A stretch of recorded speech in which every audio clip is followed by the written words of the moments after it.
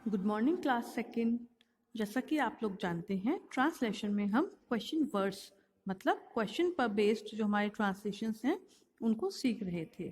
तो we studied about 8 question words and they are who, what, where, when, how many, why and which. These are the 8 question words that we studied. तो चलिए इनकी हिंदी भी एक बार देख लेते हैं। Who मतलब कौन, where कहाँ, when कब, what क्या, how कैसे, how many कितना, why क्यों, which कौन सा। अब चलिए इनके बारे में हम ये जानते हैं कि इनको हम कब यूज करते हैं with an example. But before that let us study about the structure of any question. कोई भी जो क्वेश्चन होता है उसके स्ट्रक्चर में first of all we have to use the question word. हमें सबसे पहले क्वेश्चन वर्ड यूज करना होता है। After that comes the helping verb following subject, verb and object. This is the structure for any question. तो चलिए अब हम one by one her question word को ये देखेंगे कि कौन सा क्वेश्चन वर्ड हम किस सिचुएशन में यूज करते हैं with an example. The first one is who. Who जो होता है उसकी हिंदी होती है कौन, and it is use to ask about a person. For an example, who is crying. The next one is when. When is where. Where is use to ask about a place. Example, where are you going. The third one, when. When is used to ask about the time. Example, when are they coming. और time यहाँ पर केवल clock time denote नहीं करता, time यहाँ पर कोई सा भी टाइम हो सकता है, whether it be clock time और the calendar time. The next one is what. What is use to ask about a particular thing. For an example, what is he doing here. वह यहाँ क्या काम कर रहा है। The fifth one is how. How is use to show the manner of action, कि जो काम किया जा रहा है उस काम को करने का तरीका क्या है। For an example, how do you go to school. तुम स्कूल जाते तो हो पर किस तरीके से जाते हो, स्कूल कैसे जाते हो। The next one, why. Why is use to know the reason, कि जो काम किया जा रहा है उसका रीजन क्या है।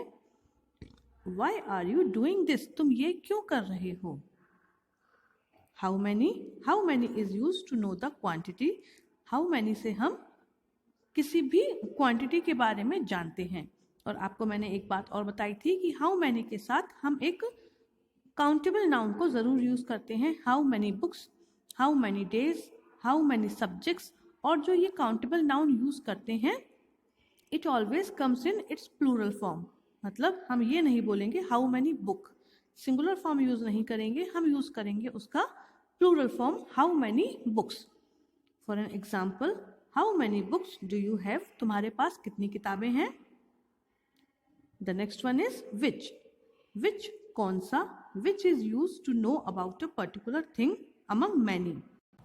Which का यूज़ हम तब करते हैं जब हमें कई सारी चीज़ों में से किसी एक चीज़ के बारे में जानना होता है, और which के बाद भी ज़्यादातर हम एक काउंटेबल नाउन लगाते हैं इन इट्स सिंगुलर फॉर्म। जैसे कि for example, which book do you want.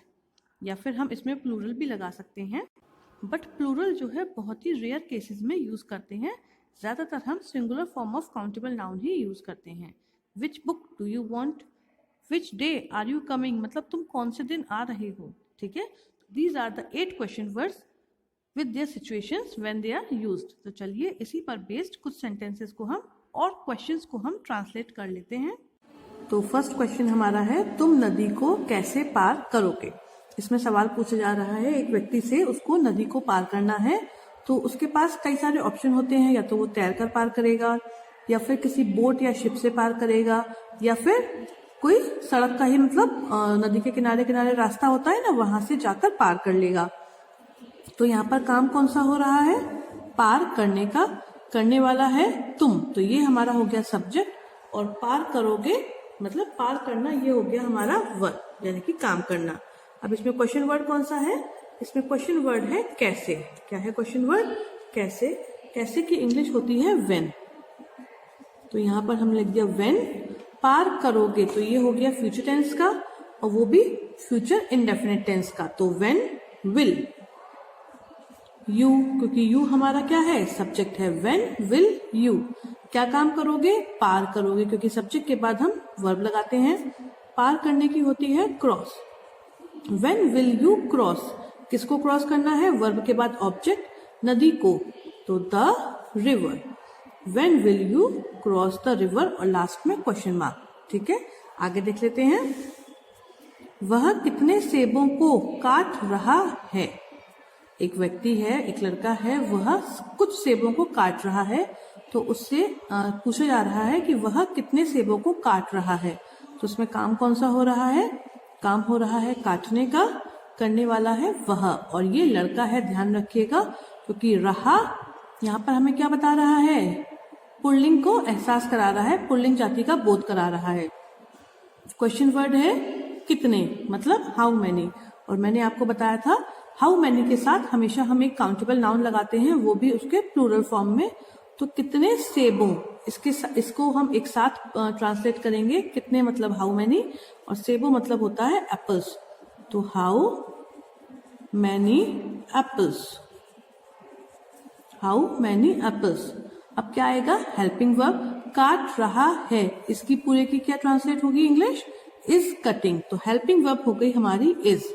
How many apples is. अब आएगी सब्जेक्ट जो है वह, मतलब ही।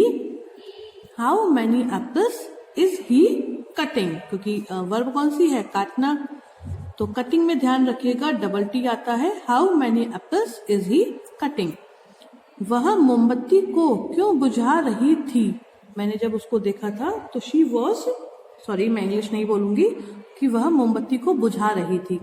इसमें काम कौन सा हो रहा है, बुझाने का, बुझा रही थी, वॉज ब्लोइंग आउट। याद रखिएगा वॉज ब्लो आउटिंग नहीं होता, वॉज ब्लोइंग आउट, क्योंकि आउट जो है वो हमारा प्रेपोजिशन है, और जो भी चेंजेस हम करते हैं वो वर्ब में करते हैं। तो ब्लो हमारी वर्ब है, उसमें हम आईएनजी लगा देंगे। ब्लोइंग आउट, काम करने वाला कौन है, वह, जो कि एक लड़की है, जो कि इससे हमें इंडिकेट कर रहा है रही। ये हमें क्या बता रहा है, स्त्रीलिंग होने का बोध करा रहा है। काम कौन सा, सॉरी क्वेश्चन वर्ड कौन सा है, क्यों, तो वाई। अब आएगी हेल्पिंग वर्ब, बुझा रही थी, तो थी के लिए हम यूज करते हैं वॉज, वाई वॉज। अब आएगा सब्जेक्ट वह, जो कि आएगी शी के फॉर्म में, क्योंकि यहाँ पर हमें स्त्रीलिंग का पता चल रहा है।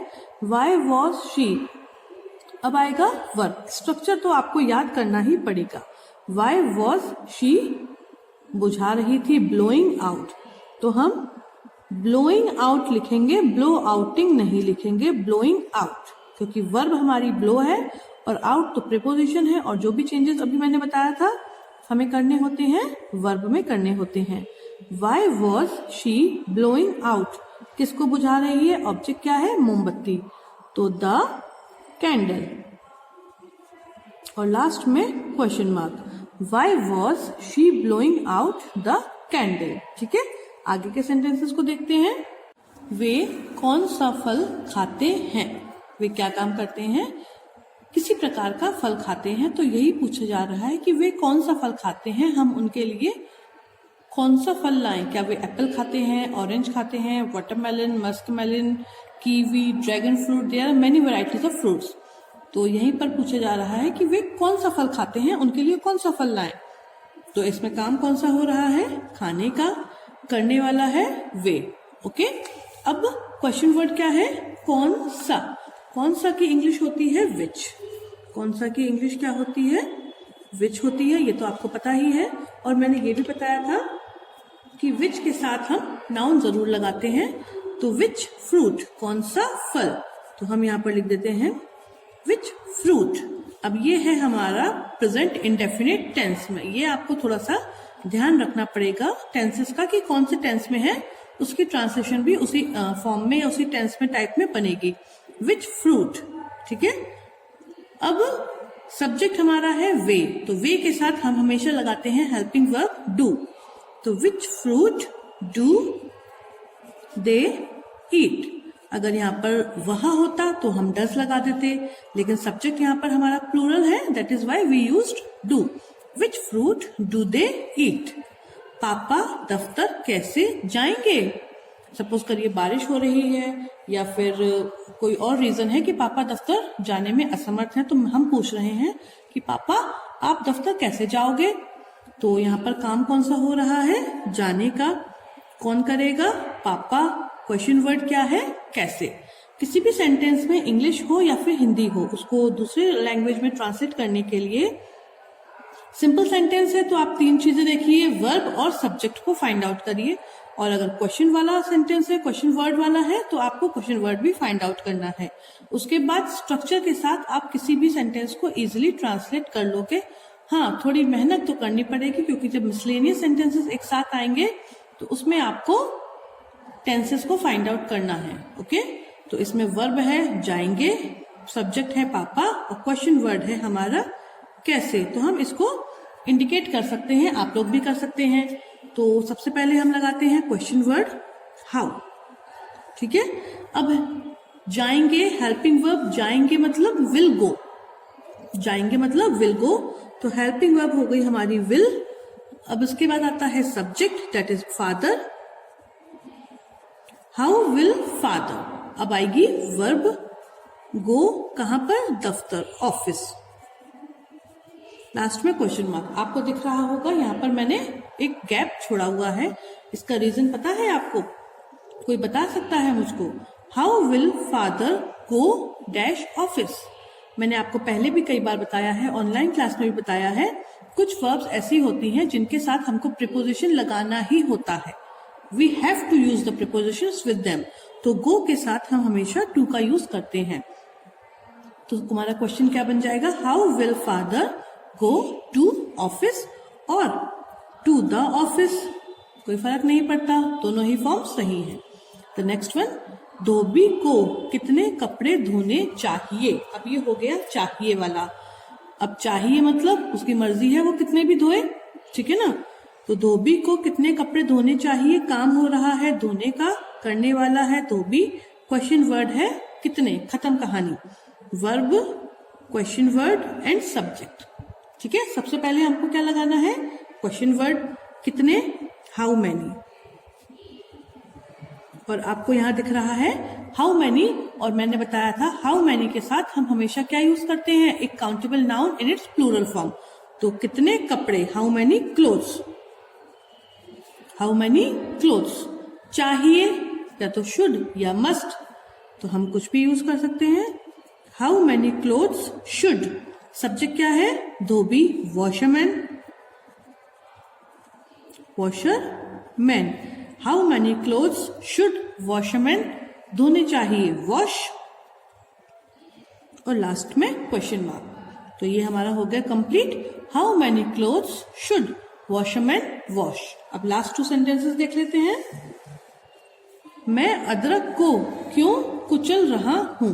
मैं क्या काम कर रहा हूं, अदरक को कुचल रहा हूं। तो काम कौन सा हो रहा है, कुचलने का, करने वाला मैं, और क्वेश्चन वर्ड क्यों। तो ये हो गया वर्ब, ये हो गया क्वेश्चन वर्ड और मैं हो गया सब्जेक्ट। तो क्वेश्चन वर्ड हमारा क्या है, क्यों, तो हम लिख देते हैं Y.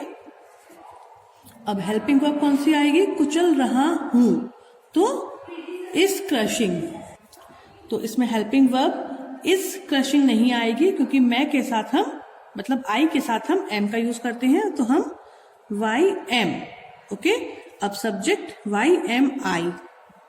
Got the question answer, why am I. इस क्वेश्चन का आंसर मिल गया कि हम एम क्यों यूज करेंगे, क्योंकि यहाँ पर सब्जेक्ट है आई जिसके साथ हम एम का यूज करते हैं in present tense. Past tense होता तो हम वॉज का यूज करते। वाई एम आई, कुचल रहा हूं, वर्ब क्रशिंग।